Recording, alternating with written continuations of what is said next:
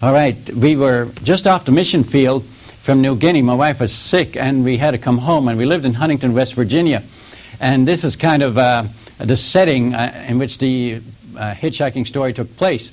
We were there, and I was preaching in different churches, missionary conference, and so on, trying to make a living that way. I don't have a trade, so I was doing victorious living meetings and so on, being away from home a lot. And that was not too good for the family. And so then we got this offer from California. There was a Christian organization, a revival ministry, and they said, Mr. Koning, you can come and join our staff, and we'll bring the people to you, and you won't have to leave your family. You move out here and join us. And wow, it was so good, too good to be true. My wife said, we won't even need to pray about this one. But I said, hey, this is a major move, so we're going to have to pray. And so I asked my father for advice, and he said, go. And that was unusual for him. My father-in-law, and he says, go. I asked each of my 4 children, I said, what do you think? Are you ready to pull up stakes and leave your friends? They said, yes, Daddy, we want to go. And everything seemed to, and then I asked my mission board, would it be all right if I left the mission since it doesn't look like we can go back to the field and me take this other job? And they said, yes, I think that's the right thing to do. And these were 4 things I prayed about. I said, if everything is go, then the Lord would show me. But there was one other thing. God, would you sell the house for us? And so I said, you can certainly show us that we should do this by selling our house. Now, in Huntington, West Virginia, the houses weren't selling. There was many houses for sale in the town. The economy was bad. But God can do anything, so we had a realtor, and he put a sign in front of our house, and he said, bring the price down a little bit. And so we did. And then 3 months went by, and he never sold it. There was another realtor came by. He had a bigger company, and he said, we've got 70 agents. We'll sell the house for you. I said, okay, and we'll be praying. And after about a couple of months, he said, you're not praying hard enough. I said, well, you're not selling hard enough.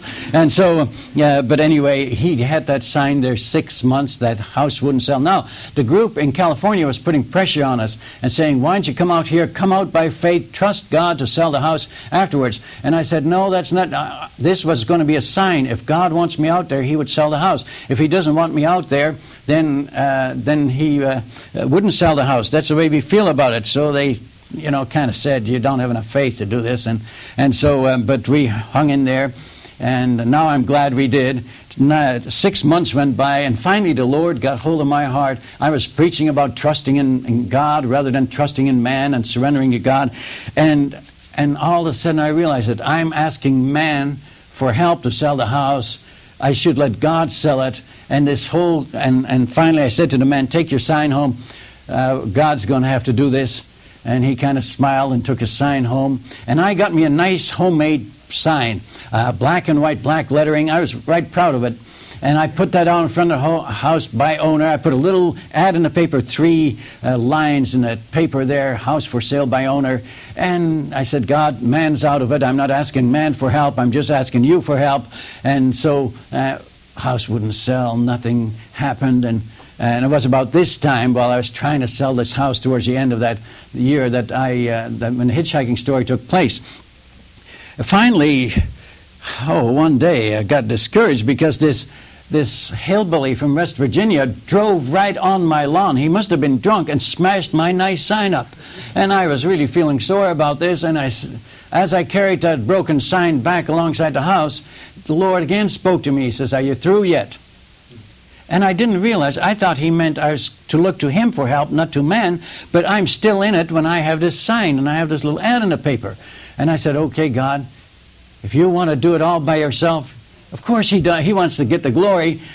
Then God, why don't we up the price again? These guys have talked me down, and I was going to sell it cheaper now because there was no commission of a realtor involved, and it was the best deal in town, and yet nobody even looked at it. And I said, God, if you're going to do it all by yourself, why don't we up the price again so we get a decent price for what it's worth? And God didn't seem to mind that at all. And so I said to my wife, I said, Carol, it's all over. Maybe God doesn't want us to move. If he doesn't want us to move, we surrender our right to go there. Maybe he has something different for us. And we laid it down at that point and surrendered our right to move. And exactly 2 days, and this old man came to my house at about 8 o'clock at night.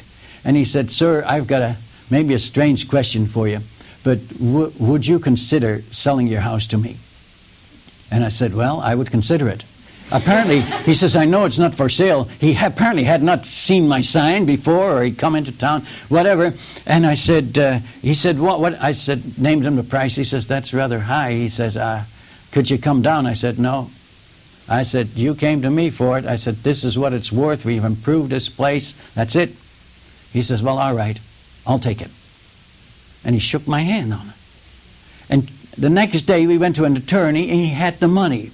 I said to him, I said, just a minute. I said, don't you want to see the place? He says, I've already seen it. Before you moved in here, I looked at this house. I wanted to buy it then, but I hadn't sold my farm. And so he says, I tell you why I want this house. I used to live down the street as a boy. I'd walk this street to my school. I'd always looked at this house, wanted to own it someday. And he says, now I've got the money. I've sold the farm, and I want to own it. And so God sold the house without a realtor, without an ad in the paper, and I got the full price. So now I had money to move. But the amazing thing was, by the time I sold that house, that ministry in California had gone under.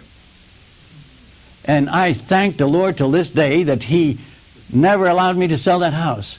And that God could have done, if He wanted me out there, He would have sold it. You know that.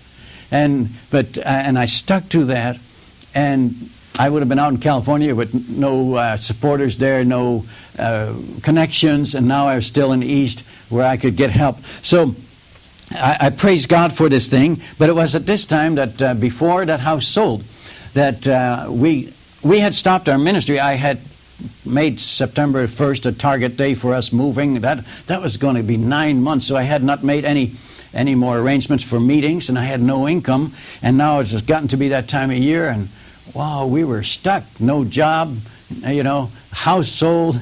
The mission, I had told the mission I would be leaving them, and they took back the ministry car that I was driving. We had this old junker that we had, that's all we had left, so we have really no car, no house, no job, and we fast run out of money with the 6 of us, and we came down to the final $60, and I said to Carol, I said, the Revival Fellowship, the Canadian Revival Fellowship weekend is at Rives Junction, Michigan, and I had spoken at that rally before, this large rally, and a lot of people came, and I said, I'm going there, I've got to get contacts with pastors, the pre-pastors meetings, and I've got to line up meetings, and I need help. So she says, are you taking the old car? I said, no, I'm going to leave it for you. I'm going to hitchhike. I haven't got enough money for gas. I gave her $30. I hated to give her so little for a week.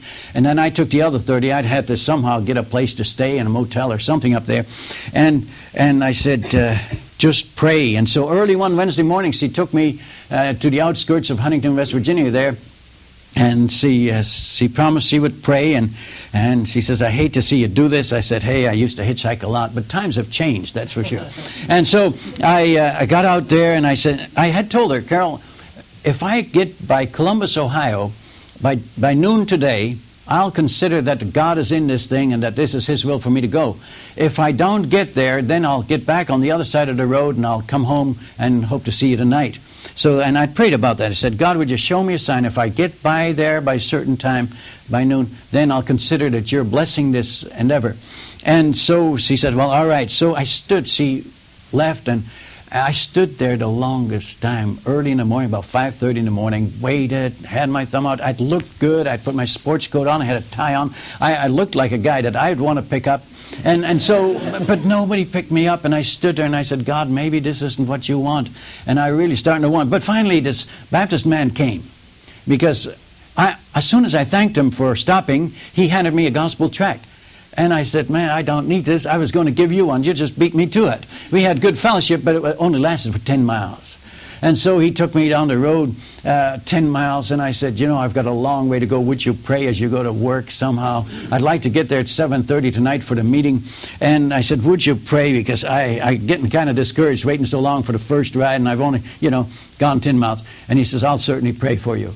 And that encouraged me, so I'm out there again and sticking my thumb out, and cars go by and nothing, and I'm almost a whole hour again. I couldn't believe it myself. And I'm praying, I'm reminding God to help my wife to remember to pray. You know what I mean? So you get to a point where you don't have faith in your own prayers, and you pray, God, remind that Baptist guy to pray. Remind him. And so I'm doing this. But this old pickup truck stopped, and I thanked him, and he hands me a tract. I couldn't believe it. I said, man, I was going to give you one. I've got some. I promised God I'd give a tract to everybody, as if that would bring God's favor to give me rides. You know, that's not, the motives aren't exactly right there. But he was a Pentecostal man, and he witnessed to me, and I said, hey, I was going to tell you. And he took me 15 miles down the road. Now I'm across from Ashland, Kentucky, at the foot of the bridge, and he was going there, and I said, would you pray for me? I said, I've got so far to go. I've gone exactly 25 miles. I could have walked this.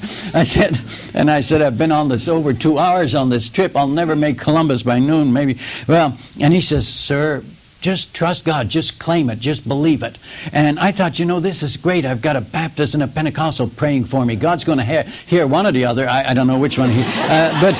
So I stood there again. I was courage. I got some more courage, but man, it's long again and too long, and finally this car stops, and I didn't even say thank you. I said, I want to beat you to it. I'm going to give you this tract before you give me one. And he says, how did you know I was going to give you a tract? I said, well, everybody's giving them out today. So anyway, he was a new Christian, and he hadn't been a Christian too long, and I had been to the seminar at this time, and I was teaching this man principles that I'd learned and told him that he should go, and he was just soaking it in, a tremendous disciple.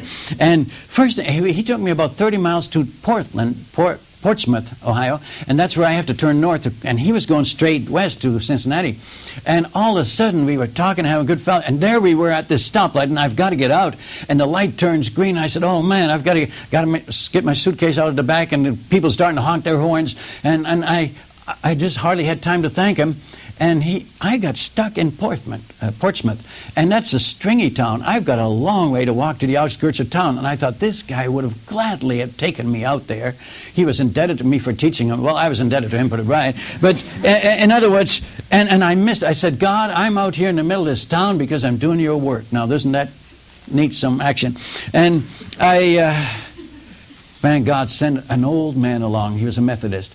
And he, gracious fella, and he took me all the way to the outskirts. I don't think he was even going there. Now I'm on the open road again, and I'm waiting, and I look at my watch. I thought, if God dropped the car out of the sky, I could hardly get to Columbus, in time.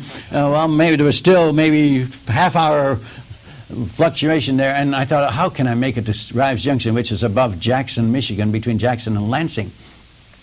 And stood there, and I wondered what God is up to. Finally, this old station wagon, old junker stops. I thank God for a ride. Anything will do, when you're this desperate. And so he says, get around the other side. And these two tough guys, they had no shirts on, tattoos on them. They're sitting here smoking, rough crowd. And they were used car salesmen, I guess. They had all these car parts anyway. This car hardly, oh man. He says, shove some of that stuff over. The seat was dirty. Back behind was this carburetors and alternators, everything. And there was stuff on the floor. And he says, can you get in? Now I'm sitting there with my legs on top of the stuff, but my knees almost hitting my chin. And man, he says, and it's dirty. And there was no glass in the back. There was all plywood. They had somehow broken the windows. And the muffler, I don't think he had a muffler. It was noisy. It was terrible. Oh man, and the exhaust was coming in, and I'm sitting there choking back there, and I'm fussing, and I'm totally uncomfortable, and I don't know how long I can last. And I said, God, I thank you for the ride, but it sure isn't much. I thought God would send a nice car. He couldn't even send an air-conditioned Cadillac along and have his preacher driving it. What's he trying to tell me? He's got to, he's trying to get through to me, and I'm sitting cramped up, choking, and I'm hoping that, man, I don't know what to do. Finally, he pulls off, and he's going. He says, you'll have to get out here. I was glad to get out of that one. But as I was getting out on the driver's side, there was a white Chevrolet coming down, and he had his window open, and as I get out, I said to the guy, hey, are you going north or south? I need to ride north. He says, okay, jump in. So I never set my suitcase down, and I arrived from one car to the other. And we went down to 23, starting north, and it wasn't long till I discovered that these two guys were both drunk. I'm so glad it was a 4-lane highway. We needed both lanes, and oh, brother, that's bad. Now, I was sitting back there in that Chev, and this passenger, he had this brand fresh loaf of bread and a pack of cheese and ham, never been touched. He says, hey, make yourself a sandwich. I said, well, why you say that? He said, well, hitchhiker's always hungry. And so I said, well, I've got some peanut butter sandwiches in my suitcase. I hadn't touched them yet. I thought this is going to be a long trip. I'm going to space eating out. And he says, well, you can use them down the road. I said, you're right. So I'm fixing the sandwich while he's weaving. I'm trying to swallow this food. It was difficult. I don't know if you've ever tried to eat a sandwich in the back of a car with a drunk driver. I mean, this was bad, folks. Now, there was one thing, back when I was a teenager, I used to hitchhike from my town to Hamilton Youth for Christ on Saturday nights. And there was one ride that I had that was worse than this. One day, a guy picked me up. He had this great, big, heavy motorcycle, and he was drunk. Now, I'm sitting on the back. Don't ever get on a motorcycle with a drunk driver. He was really revving this brute up, and he was going, and he's leaning around I thought, this drunk guy can't think how far to lean. So I'm leaning the other way to compensate. Now, you never do that. You're supposed to go with, but it was so bad. I was never so scared in my life. And so I'm sorry, folks, I lied. I yelled in his ear, there's my house. I see my house. Get me off here. And it wasn't my house at all, but I got off of that thing in one piece. And I walked the rest of the way. It was worth it. Oh, man. But now I'm in the back of the Chev, and they're weaving. And finally, he goes off the road, heads up a sign. I said, hey, man. I've got to go north. He said, well, I'm going to come back to the highway. I've got to drop something off. So I'm just wondering whether he's north. And he's going back in this side of the country, and then he drops something off, and then he heads up the other way, heading north again. And I thought, well, we're going in the right direction. But then he goes right the other. I said, hey, you're going the wrong way. He says, oh, I forgot you were there. Oh, yeah, just walk that way. You'll find the highway. Now I'm walking on this country road carrying my suitcase, and I'm looking at my watch. I said, God, you know where I am. I've never been here before. I wonder how far the highway is now. And I'm pacing along carrying my suitcase and praying, and finally I crossed this ridge, and there was a highway. Man, neat, no further. And I didn't even set my suitcase down. I put my thumb out, and this step van, this large truck kind of, he comes screeching to a halt, and I run up to it, and this guy stood in the doorway, and he was a man from my home church in Huntington, West Virginia, a businessman. They were going to pick up a load of stuff in Columbus. He says, Otto, what are you doing out here? I said, I'm trying to get a ride. Give me a ride, man. He says, preachers aren't supposed to hitchhike. I said, well, some of them do. He says, where are you going? I said, Rives Junction, Michigan. He says, oh, I can't take you any further than Columbus. I'm supposed to pick up this load. And he says, get in. So he sat on a pile of bags, and I sat there. His son was driving. And he says, no. And his son was really stepping on it. And, man, we made Columbus before 12 o'clock. That was God's sign. It was unbelievable, just minutes. Why does God let it go to the last minute? Have you ever noticed that? I think he wants to know what we're made out of. Are we going to stick with him? And he lets us go right till the last mailman has come and no check in the mail, and man, you just about had it. And he wants to see what you do then. And I got there, and he says, now, before I let you off, I'm going to buy you a meal. I said, sir, I don't need any meal. I said, I'm not feeling very good. I still got some sandwiches in my. He says, no way am I going to put you out there. We're starting to rain some. He says, I'm going to buy you. So I thought, this might be a long trip. I better maybe work ahead a little bit. And so I stuffed some food down. And he said, you don't have a car? I said, well, the mission took the car back when I left them. I said, I got that old one. I didn't have enough money to put gas in it.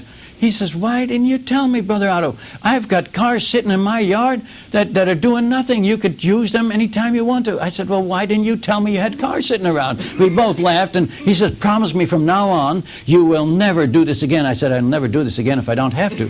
And I said, he says, now, He says, I've got a 4-cylinder car that's almost brand new. He says, I want you to drive it for ministry, and I'm going to pay for the gas. He even fussed at me if I filled it up when I returned it the first time. And so he's taking care of, hey, it's cheaper not to own a car. Can you imagine that? But that didn't help me in this trip. I said, now, he let me off at the northwest corner. I said, get me through Columbus. And, get me at the open. He took me all the way up there. And this dear man and his son prayed for me that I'd get a ride. And it was starting to rain. I said, hey, that's good. They pick you up faster. They have pity on you. So I said, just leave me alone. And I said, are you going to be at prayer meeting tonight? And he said, yes, I plan to be back. I said, tell my wife that I got through Columbus. I'm not coming back tonight. I'm on my way. God's in this thing. I said, will you do that? He said, I sure will. And that night, I didn't know that he met my wife at the church, and my wife was really happy that she didn't skip out on prayer meeting that night. because that businessman gave her $50. Said, have you got any money? She had already spent the $30 I'd given her for groceries or whatever, and he gave her $50. She was all set for the week while I was gone. You know, and aren't you glad sometimes when you don't skip out on prayer meeting? I heard about these two church elders that skipped out on their pastor one Wednesday night, and they went fishing. And during the time fishing, one gets convicted and says, you know, I feel bad about this. I shouldn't have let the pastor. I should be in prayer meeting. Don't you feel that way about it? And the other guy says, no. He says, I couldn't have gone anyway. My wife is sick.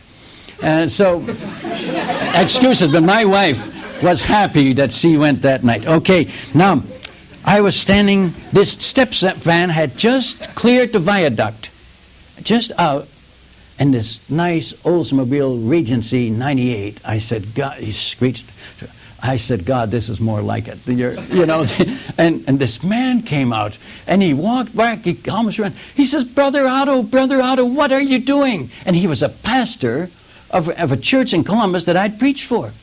He says, what are you doing? I said, I'm hitchhiking to Rives Junction. He says, well, that's where I'm going. I said, well, give me a ride. And he says, but I'm not going till Friday. I said, a lot of help you are. He says, well, why don't I take you to the bus station? I said, I can't afford the bus. I said, they're too slow anyway. Just get out of my way so I can get a ride. And he says, no way, get in the car. And so he took me to church. There was another deacon there with him. And the two of them said, we got to get Brother out of a car. And I said, if you're going to get me a car, get me something small that's, you know, economy. And this is a lack of faith, I know. You know, if God gets me a car, wouldn't he get me gas to put in it? I mean, but I'm worried if he gave me a car, you know, I'd spend my whole $30, put it all in at once in one of those big clunkers. And so he got on the phone. I said, Harry, the deacon, I said, take me back to the road. I'm wasting time. He says, no way. He says, I'm going to tell him that you need gas money too. And he came bouncing out of there, and he got a new Phoenix, Pontiac Phoenix. One of his members was a car dealer, and he had these demos sitting around. And he says, go by the bank, Harry, and he got me $50. Now I had $80 in my pocket. And this is an amazing thing. I start out with 30, now I have 80. I start out with 2 peanut butter sandwiches. Now I don't want to see any more food. And this is the way I start out with nothing, and now I'm driving a new car. We went to this house. Oh, it was a rich place, and this dear lady didn't even know me, trusted her pastor, said, you can drive the car to Michigan and then just drive it back here. I said, well, I'd appreciate it. And she came out with a lunch bag. And she says, I made you a lunch. I see you probably need some food on the way. I said, ma'am, I don't want to see any more food. But then I saw her face. Never deny people the opportunity of giving something to you. But she said, but I said, but ma'am, I probably need it down the road. And she was happy, and she gave me this lunch, and I just threw it in the back seat, never even looked at it. And I got to the highway, and I you know what I said to her? I said, you know, I might need to feed some hitchhikers on the way. And that's exactly what happened. I picked up this first guy. He said, where are you going? I said, Rives Junction. He says, I'm going to Kalamazoo. You mean you can take me all the way? I said, why not? You know, but I'm starting to fiddle. I didn't take time to look at this car dash, and I started to rain, and I'm looking for the wipers, and I turn on the things, and he looks at me, he says, you don't know this car very well, do you? You haven't had it very long. I said, no, I haven't had it very long. He said, sure is nice. I said, that's right, thank you. And then I said, when have you eaten last? And he says, I haven't eaten today. I said, check that lunch there. It's a rich man's lunch. And he thought it was mine. He says, check it out. I don't know what's in there, but go ahead. He says, you mean a ride all the way to Michigan, lunch provided? I said, why not? He says, this is my lucky day. I said, mine too. And he didn't know what I was talking about. And then he looked at the back seat there, and there was my white suitcase, and I had Toledo on there. I had taken the short. I had papers for each city, but I was going for the long shot. Time was a premium. And so he says, is that your suitcase? I said, yeah. He says, were you hitchhiking this morning? I said, yeah. He says, I saw you this morning. I said, where were you this morning? He says, 5:30, I started from Huntington, West Virginia. I said, where did you stay? He says, I slept under the bridge. I said, where'd you come from? Florida, all the way up from Florida. And he says, I was that other hitchhiker on the road this morning. I walked down the road because there's this other guy hitchhiking over there. Not good to be together, so I walked down the road. He was the other guy. He says, I got in this T-Bird before you did. I told the guy to pick you up because he says, you're a nice-looking guy, and he says, I haven't got room for him. And he says, I try to help you, man. I said, I appreciate that. And so here we both started from the same place. And he says, well, did you steal this car? I said, no. He says, it's got Ohio plates on it. I explained. I said, the pastor, the people. He says, now, to an unsaved person, this is very amazing that I don't even know the people that own the car. And that this is the way Christianity ought to work. You know, and see, they trusted the pastor and so on. And the pastor trusted me. And so he says, that's amazing. So I try to witness to the guy. He said he was a Christian and so on. But we picking up other hitchhikers on the way. And when we got to, I stopped for gas one time, spent $7. I had $73 when I got there. That thing didn't burn a lot of gas. And so at Toledo, you know, between Toledo, Ohio and Ann Arbor, Michigan, there is the Michigan prisons. There's a women's prison. There's 3 prisons. There's a big signs on the road. Don't pick up hitchhikers. Prison zone. Now, I wondered at that sign. He saw it too. I said to the guy, would you have been going this direction, this place? He said, yes. I said, me too. I never thought of this. What would you have done? Suppose I let you out in the middle of this prison zone. What would you do? No hitchhiking. He says, don't do it. I said, no, I'm not going to do it. But I said, man, think of the predicament we would have been in if we'd gone on this road. Now that sign, you know, he says, man, I just hope somebody would pick me up anyway. I said, yeah. I said, I just hope somebody was illiterate and couldn't see it. I wonder about that sign. Is that it doesn't say this is the law? I thought that's maybe just a suggestion to, you know, keep us, protect us. I don't know, whatever way you want to look at it. But he says, and we're talking about the predicament we could have been in this 20 miles and no hitchhiking zone. What a mess. And as we contemplated what that could have meant, we saw this guy standing there hitchhiking. He says, sir, you've got to pick him up. That could be you. That could be me. I said, yeah, that guy might be standing out there praying God to have somebody illiterate guy come along and pick him up. I said, let's check him out first. This guy had no baggage at all. He had a brush cut. And I wondered about him. But I said, roll down your window. So he looked in the window. I said, hey, man, just a minute. I said, we had the back door locked. Did you get out of one of these prisons around here? He says, no, man, what do you think He says, can you imagine what it's like trying to hitchhike out of this place? Give me a ride, man. Suppose you... I said, get in. So now I had this guy back there, and he says, oh, this is a nice car you got. I said, thank you. This other guy was just grinning. He looked at the suitcase with the Toledo sign. He asked this other guy, is that your suitcase? He said, no, it's his. He says, it's his? Yeah, he's a hitchhiker too.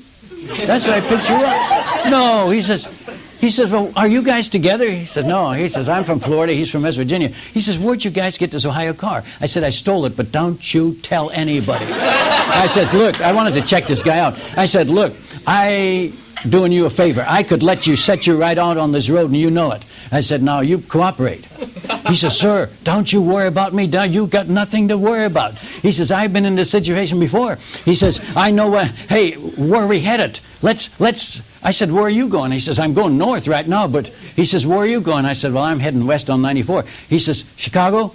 He says, I'd like to go to Phoenix. Why don't we head that way? He says, we'll stick with this thing. Whoa, he gave himself away big time. And then he asked some different questions. He says, what's the price of gas nowadays? I thought this guy has been out of circulation. He asked me what postage stamps cost. I thought, where has this guy been? And the more he went, and he goes where the ride's going. And I'm thinking, hey, I might have trouble in the back seat. And so we headed west on 94, and I thought, I can't help if this guy is indeed escaping, which I didn't know, and I still don't know for sure. But it's sure,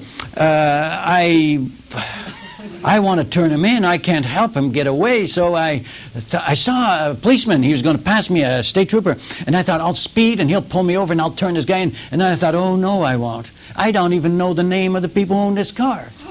Can you imagine? Can you imagine 3 guys in a car and nobody from Ohio and all 3 from different states?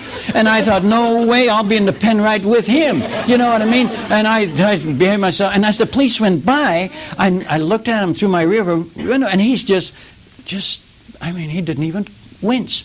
I thought, man, this guy is... we went on down 94. We got to Highway 127 north. I'm heading north for Rives Junction now. I said, guys, this is it. Split the food that's remaining. This is it. And he says, hey, sir, I'm going to stick with you. And this guy laughed. He says, this guy is no thief. He's a preacher. He says, He's going to a pastor's meeting. Do you want to go with him to the pastor's meeting? He said, no way. He got up. And both guys got out at this point. And this guy that I was suspicious of, he jumps across the median, and he goes to this Holiday Inn. And he never even looked back. He acted like he owned the place. It was amazing. I was watching him all the way. He goes in there, walks in there, doesn't have a suitcase, acts as if he's got a room there. I thought, oh, man. So I go up the road. I found one of them rest stops. There was a phone. I called that Holiday Inn. I said, there's been a guy that just walked in your door just a while ago. And I described him. And I said, you better check him out. You better call the police on him. I'm suspicious of him. And he says, well, who are you? Where are you calling from? I just put the phone on the hook, a neutral phone, and I got out of there.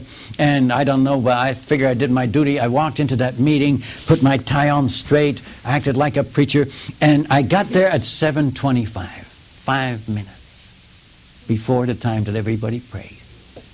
And I thanked the Lord. I had a new car to drive. The seat would go down, and I could you could actually sleep in it, so I didn't have to get a motel.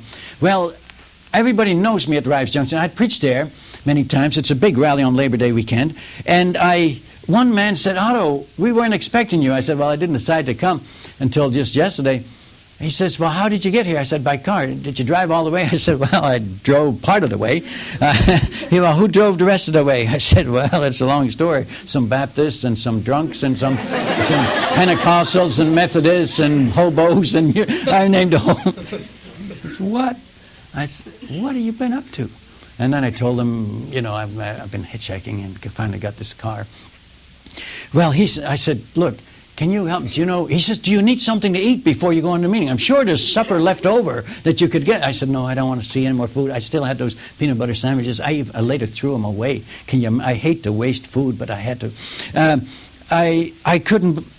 He said, you go on in. I said, have they got any more of the cheaper beds? They're over at the camp. I can't afford a motel, really. And he says, well, you go on in the meeting, and I'll check for you. And I'll let you know after the meeting. I said, oh, great, thank you.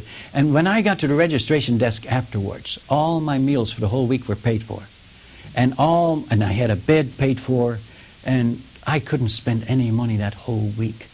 And he says, I said, who did it so I can thank him? They said, no, you're not to know. And so I walked out of that meeting, and I'm almost in tears. I've got a new car to drive. I still had my sandwiches. I had all my meals paid. And I said, God, you're awfully good. You can do things way beyond what we think. And I thought of the banker in my home church who wanted to loan me a car. He wanted to give me a loan for money. He loved my ministry. And he was going to, and I said, no. I listened well to you, hadn't I? And I was never going to go in debt on a car. I promised God that. I'll hitchhike. I'll do whatever he wants. And so, and God took care of me just the same. And then what I didn't know is this man that I told about my hitchhiking told everybody, or many people. Wherever he went, he told people at their table. And so many people knew about how crazy Koning got to the meeting. And so what happened was, now that... Saturday afternoon, Ralph Soterra calls me up. Now, this was a big rally, almost 1,000 people, this church. And he says, come on up here, Otto Koning. And I got up there, and he says, now, I want you to answer this question. I want you to tell everybody exactly in detail how you got here. I thought, oh, no, the whole crowd. Well, I started out. That was the first time I told the hitchhiking story. They laughed, and they couldn't believe it. And one guy says, why don't we start a fund in the Canadian Revival Fellowship to a fund for a car for Mr. Koning? I thought, well, that's a good idea, but apparently that didn't work out. And then people started giving me money. One guy gave me a $20 bill. He says, here, this is for a bus ticket. Get that home. Okay. I said, no, look, I got to drive the car back to Columbus. But from then, well, okay. And then I put it in my pocket. And then another guy gave me $20. He says, here, for a bus ticket home. I put it in the other pocket. I got kind of convicted. I thought, I've already got money for a bus ticket. So I found this guy in the crowd. I said, I'm bringing back your $20. I've already got $20. He said, but you need some food on the way home, don't you? I said, you're right. So I stuck it back in the other pocket. And then others, and I got various pieces of money, bills in my pockets now. And I was amazed.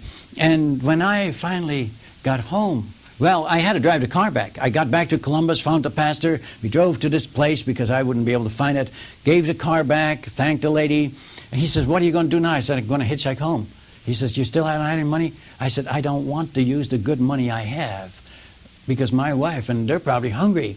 And I said, we have no income. And I said, take me to the south side of town. And I hitchhiked, and you know, God was in it. Everybody's praying for me. One ride all the way from the south side of Columbus to Huntington, West Virginia. Can you believe it? And sure, God can do it anytime he wants to. And I phoned my wife then, and she picked me up where he let me off. And I counted the money. I had $300 cash in my pocket. I had left with $30. Now I had $300, tenfold, 10 times as much. God's got a sense of humor, hasn't he? He knows. But you know, the things that happened at that meeting, I came home with 3 times as much money. I now had a new car to drive to my meetings, no expenses. I had meetings, people, I told them, I said, I came up here because I don't know what else to do. I don't have a trade. I need to get some meetings. I've come to meet your pastors, and they all lined me up, so I had meetings all the time, and so I had meetings, and I had a car, and I had the money. I had no debt because I hadn't borrowed money. That was so good. And then a man called me up not long after that, and he says, I bought you a car. Come and get it. And just about that time, the businessman, I don't know what happened, but he was going to sell that car I was driving. And just then I got a car, which was only 1 year old, a Ford, and we came and got it. Within a year, folks, I had given that car away because I had other cars given to me. God is not stuck for cars. Just go out and hitchhike some, and people will realize. The givers are the most frustrated people in Christianity. They're looking for people to give to, but all of us go into debt on stuff, and we don't need anything. They're frustrated. They don't know what to do with their cars. And when you finally show them that you're needing a car to come from, and I was giving them away. God is so good. But you know, the greatest blessing of that weekend was that spiritual blessing that came. God wanted me there at that meeting. Let us pray.